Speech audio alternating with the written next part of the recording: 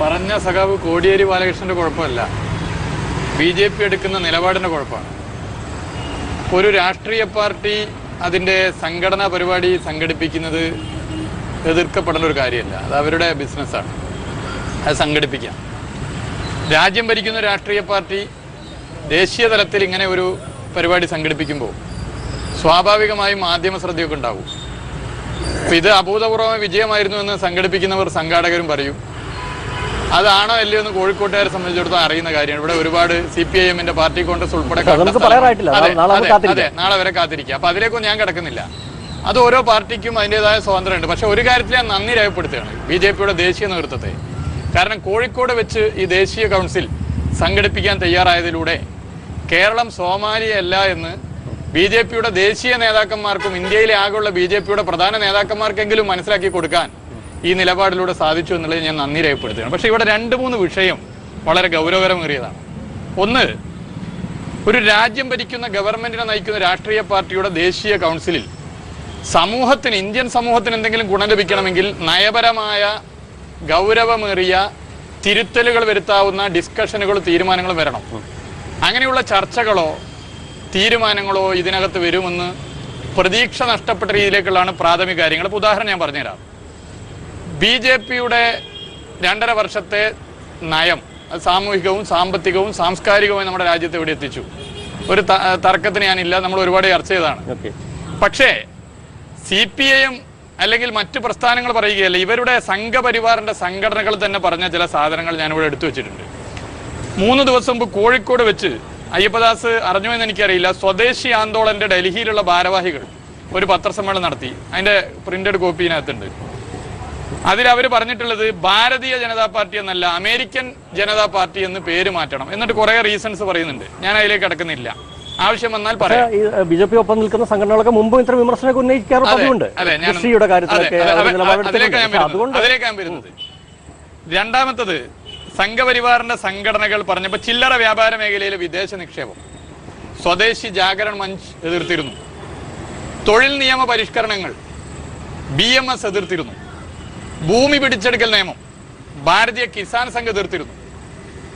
ഇത്തരം നയങ്ങൾ രാജ്യത്ത് ആർക്കാണ് ഗുണകരമാകുന്നത്? നേരത്തെ UPA പിന്തുടർന്ന അതേ നയം വളരെ ഗൗരവത്തിൽ പരിശോധിക്കപ്പെട്ടാണ്. പഞ്ചായത്ത് രാജ് മന്ത്രാലയത്തിന് നൽകിയ ഫണ്ട് ഗണ്യമായി കുറച്ചത് വളരെ ഗൗരവമേറിയ ചർച്ച ചെയ്തതാണ്.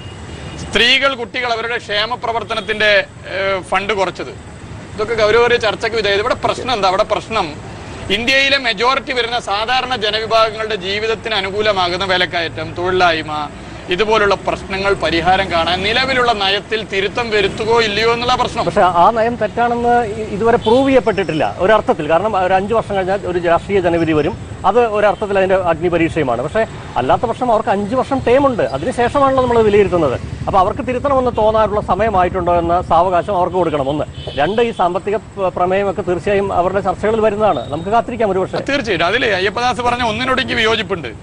ഈ നയം തെറ്റാണോ എന്ന് പറയാറായിട്ടില്ല എന്ന് പറഞ്ഞു. ഈ നയം തെറ്റായതുകൊണ്ടാണല്ലോ ഈ നയത്തിന്റെ വക്താക്കളായ കോൺഗ്രസ് രാജ്യത്ത് പുറത്തു പോയത്. ഈ നയത്തിനെതിരെ നിലപാട് പ്രസംഗത്തിൽ എടുത്തുകൊണ്ടാണ് ശ്രീ മോഡി ഉൾപ്പെടെ അധികാരത്തിൽ വന്നത്. അപ്പൊ ഈ നയം തെറ്റാണെന്ന് ജനം വിലയിരുത്തിയിട്ടുണ്ട്. ഇവിടെ പ്രശ്നം ഒറ്റ കാര്യം കൂടി പറഞ്ഞ് അവസാനിപ്പിക്കാൻ ആഗ്രഹിക്കുക. കോഴിക്കോട്ടുകാരെ സംബന്ധിച്ചിടത്തോളം ഞാനൊരു വിവാദ പരാമർശം ഉന്നയിക്കാൻ ആഗ്രഹിക്കുന്നില്ല. മുമ്പ് ജനസംഘത്തിന്റെ ഒരു ദേശീയ സമ്മേളനം ഇതുപോലെ ഇവിടെ നടന്നിരുന്നു. ആ സമ്മേളനത്തിൽ തെരഞ്ഞെടുക്കപ്പെട്ട വ്യക്തിയുടെ പേരിലാണ് ഇപ്പൊ ഈ നിലയിൽ ദീൻദയാൽ ഉപാധ്യായയുടെ പേരിൽ ആ സമ്മേളനം കഴിഞ്ഞ് പ്രസിഡന്റായി തെരഞ്ഞെടുക്കപ്പെട്ടത് ഉഗ്ര ഉൾപാർട്ടി വിഷയങ്ങൾക്ക് ശേഷമാണ് അദ്ദേഹം പ്രസിഡന്റായെന്ന് ഞാൻ മനസ്സിലാക്കുന്നത്. പഴയകാല ആളുകളൊക്കെ പറയുന്നു ബൽരാജ് മധോക്കിന്റെ നേതൃത്വത്തിലെ ഗ്രൂപ്പിനെതിരെ പോരാടിയിട്ടാണ് ദീനദയാൽ ഉപാധ്യായ ജനസംഘത്തിന്റെ പ്രസിഡന്റായത്. അത് കഴിഞ്ഞ് കൃത്യം 41-ാം ദിവസം 1968 ഫെബ്രുവരി 11-നാണ് അദ്ദേഹം ഉത്തർപ്രദേശിൽ കൊല്ലപ്പെട്ടത്. 41-ാം ദിവസം അദ്ദേഹം കൊല്ലപ്പെട്ടു. അതിന്റെ കൊലപാതകവും അതുമായി ബന്ധപ്പെട്ട കാര്യങ്ങൾ ഇപ്പോഴും കൃത്യമായൊരു മറുപടിയില്ല. കൃത്യമായിട്ട് അത് പോട്ടെ. ഇതുപോലെ കൊട്ടിഘോഷിച്ച് നടത്തപ്പെട്ട കോഴിക്കോട്ടെ ഒരു സമ്മേളനത്തിൽ ഇവരുടെ ആഭ്യന്തര പ്രശ്നങ്ങൾ എത്രത്തോളം വഷളായെന്നും പഴയകാല കോഴിക്കോട്ടുകാർ ഇപ്പോൾ ഓർമ്മപ്പെടുത്തും. അവർക്ക് ചെറിയ ഭയമുണ്ട്, അത് വേറെ കാര്യം. ഇവിടെ ചോദ്യം BJP-ക്കകത്ത് ആഭ്യന്തര പ്രശ്നം ഉണ്ടോ ഇല്ല എന്നുള്ളതാണ്. ഞങ്ങൾ ഉറച്ചു പറയുന്നു, BJP-ക്കകത്ത് അദ്വാനി ഉൾപ്പെടെയുള്ള സീനിയർ നേതാക്കന്മാർ ശ്രീ നരേന്ദ്രമോദിയുടെ ഏകാധിപത്യ രീതിക്കെതിരെയുള്ള ശക്തമായ ഭിന്നചേരി രൂപപ്പെട്ടു വരുന്നുണ്ട് എന്നും കൂടി ഓർമ്മപ്പെടുത്താൻ ആഗ്രഹിക്കും. ശരി, പക്ഷെ അതൊക്കെ ഈ ഘട്ടത്തിൽ കാരണം ബി.ജെ.പിക്ക് ഒരു പ്രശ്നമായിട്ട്, കാരണം ഒരു ഒറ്റ പാർട്ടിയായിട്ട് അവർ നിൽക്കുകയാണ് കഴിഞ്ഞ 2 വർഷമായി.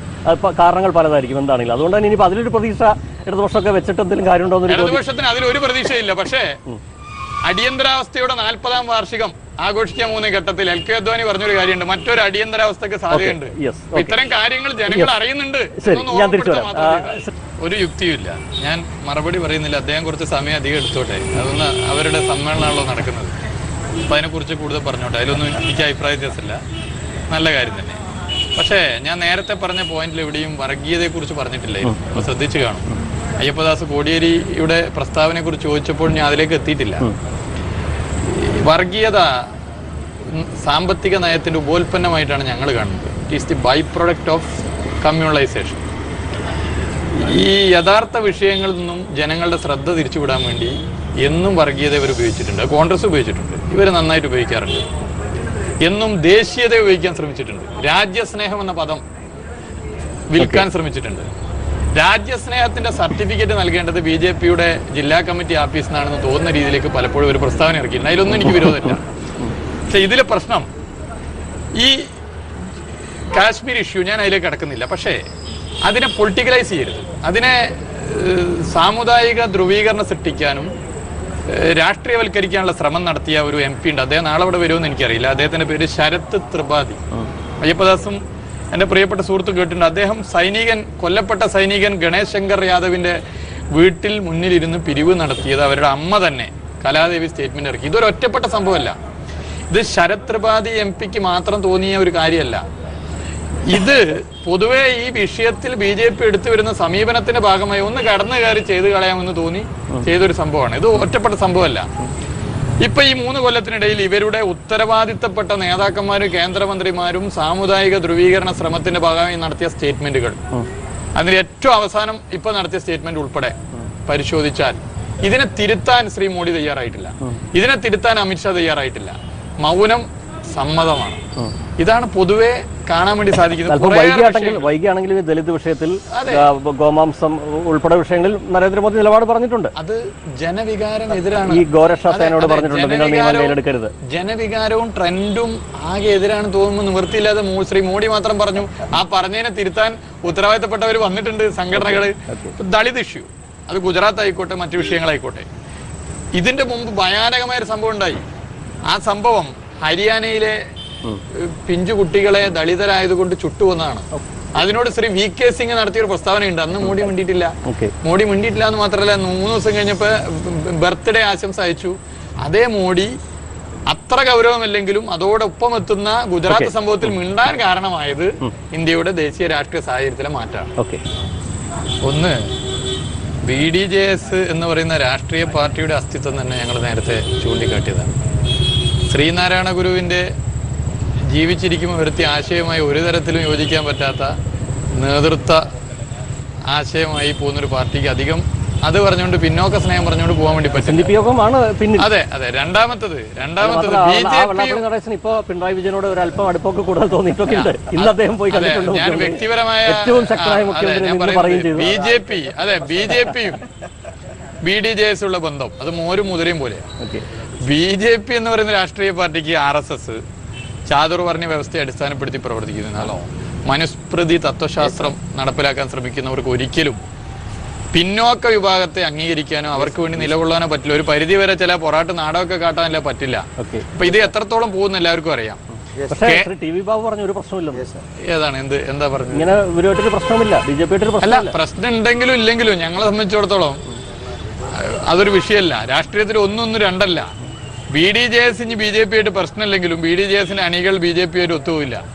BJP ഉയർത്തിപ്പിടിക്കുന്ന അപകടകരമായ രാഷ്ട്രീയത്തോട് ഒരിക്കലും BDJSന്റെ ലക്ഷ്യം വെച്ച് പോകുന്നവർക്ക് സാധിക്കില്ല. പിന്നെ ഈ കൗൺസിലിന് വന്ന BJPയുടെ ആളുകളൊക്കെ തന്നെ നല്ല നിലയിൽ എന്താണ് മതനിരപേക്ഷത എന്ന് ഈ കോഴിക്കോട് ചുറ്റി കറങ്ങി നടന്നാൽ മനസ്സിലാക്കുകയും കോഴിക്കോടും കേരളവും സോമാലിയല്ല എന്ന് തിരിച്ചറിയുകയും ചെയ്യും എന്നുള്ളതിൽ നല്ല സന്തോഷമുണ്ട്. അപ്പൊ അത് തന്നെ ഞാനും പറഞ്ഞത്, വിലപേശലോ മറ്റെന്തെങ്കിലും പ്രസ്താവനയോ കണ്ട് അതങ്ങനെയാണ് എന്ന് പറയാൻ ആഗ്രഹമില്ല. ഞാൻ പറഞ്ഞു തന്നെ അദ്ദേഹം പറഞ്ഞു 1, 2 പിന്നെ ദളിത് സ്നേഹവും പിന്നോക്ക സ്നേഹവും ഇതൊക്കെ ജനം കാണുന്നുണ്ടല്ലോ. ഈ BDJS എന്താണെന്നും BJP-യിൽ എടുക്കുന്ന നിലപാട് എന്താണെന്ന് നമുക്ക് ജനം കാണുന്നുണ്ട്. അയ്യപ്പദാസ് അവസാനം പറയുന്നത് ലാസ്റ്റ് മിനിറ്റിൽ ഗോൾ അടിക്കാൻ കൊടുക്കുകയായിരിക്കും. എനിക്കൊരു വിരോധമില്ല. അല്ലല്ല അതല്ല അല്ലല്ല ഒരു റിയാക്ഷൻ ഓക്കെ